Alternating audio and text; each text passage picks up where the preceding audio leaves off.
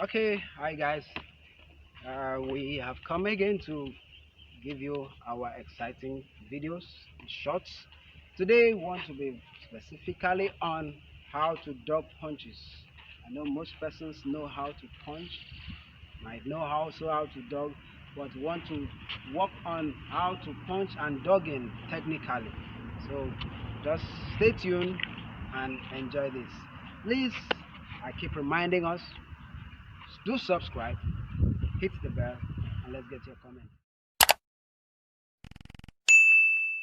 See some punches before we go to how to dog these punches.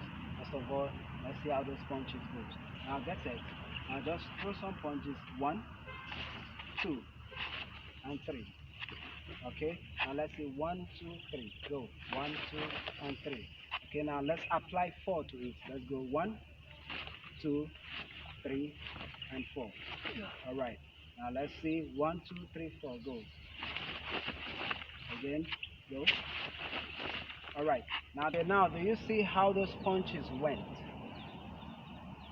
They have systematic flow. So we are still going to see, watch keenly so that you can learn how to take those punches. First of all, we're going to work them one after the other. Now let's just see jab one, good. Now again, go one, good. Again, go. All right.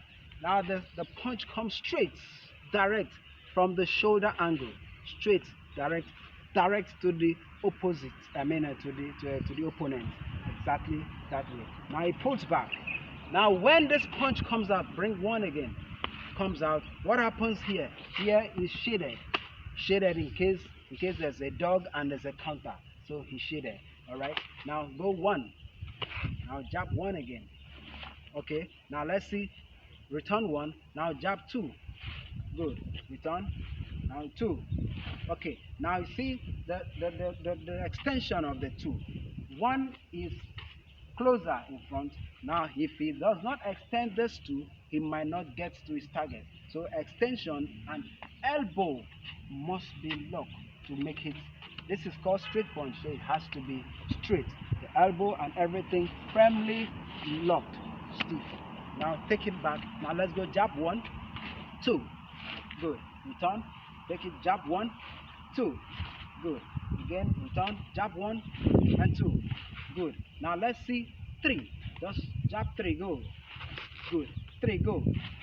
All right. Now just three and keep it there. Let's explain it. Go. Three. Good. Now see the circular motion of the body. That circular motion is to give the momentum to the punch.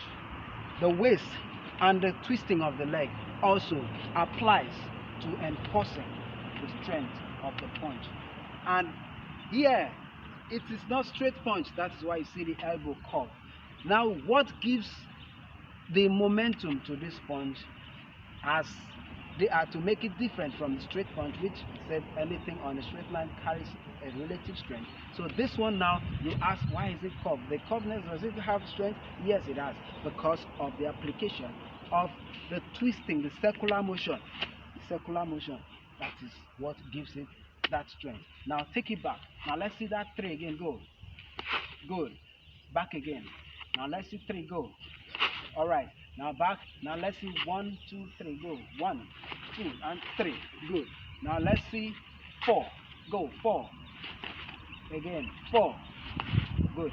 Now to explain this, four is called uppercut. It's called four. Now take it and just hang it there. Let me explain it. Good. Good. Now, how do you take this punch? You take it with a sinking first. The waist sinks down to come up. That is the sequence. The waist, this what enhances the strength of this punch is the waist. Most 50% of the strength of this punch comes from the waist. Because if you take out the waist, you will only have 50% strength from the elbow, shoulder, and the fist itself. But the other half of the strength comes from the wrist, like that. Check, like that. That's what happens. So now let's see. One, go. Two, three, and four. Good. Again, one, 2, 3, and 4. All right. Okay, now we are going to work systematically how to dog 1. Now ready. You're going to jab 1. 1. Good. Now pull out. Of course, you see the dogging. Instead of this, jab 1. Instead of this, I decide to do this. Now, why do I do this? To cover the bridge.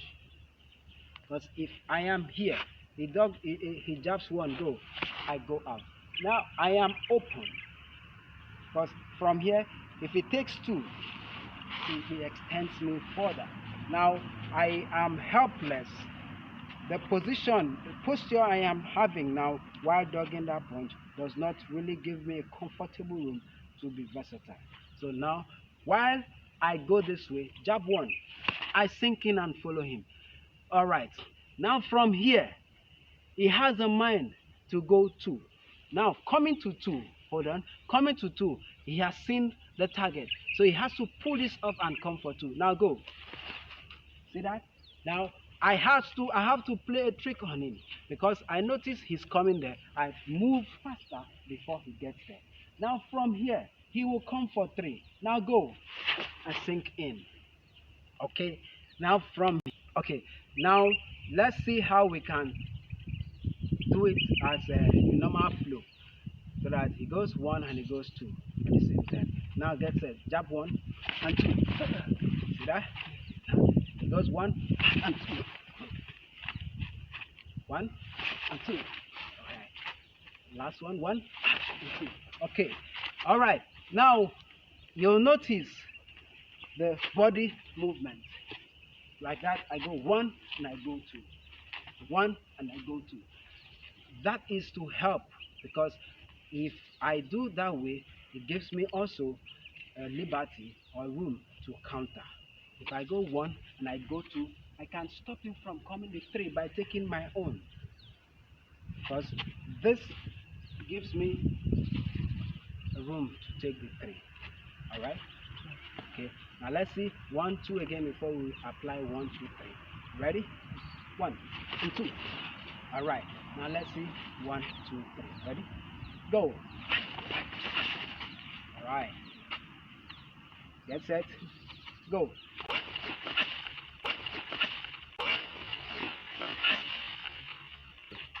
It is simple. Why is it simple? It's because instead of you taking yourself out totally from the punch, you kind of take yourself in. Now take it slowly. Punch, jab 1, slow. Watch the sequence. Go. You see that? That is what happens. Instead of me doing this, go. No. But instead, I do this. Go. As the punch extends, I go and I divert here. Okay. All right. That is just a simple way of throwing punches and dogging. If you do not get it clearly, just understand the body movement and understand this very, very one important point, that it is better you find a way to sink yourself in towards the punch, but not directly to the punch, slanting off the punch and slanting off, and you have to be fast. And what gives you the pivot? The waist. It's the waist. We go in, go out. Waist. All right. Viewers, thank you. We're going to pause here until we come your way once again. I know this is a very simple move. These beginners who does not really have the idea of kickboxing or martial arts or how to throw punches like this can learn this easily, and then you can have an opponent to see how you can also learn how to dog those punches. Next time we'll come here, we'll give you how to counter them. So let's pause here for today, and remember, do not forget to subscribe, hit the bell, and stay tuned. Thank you. Shalom.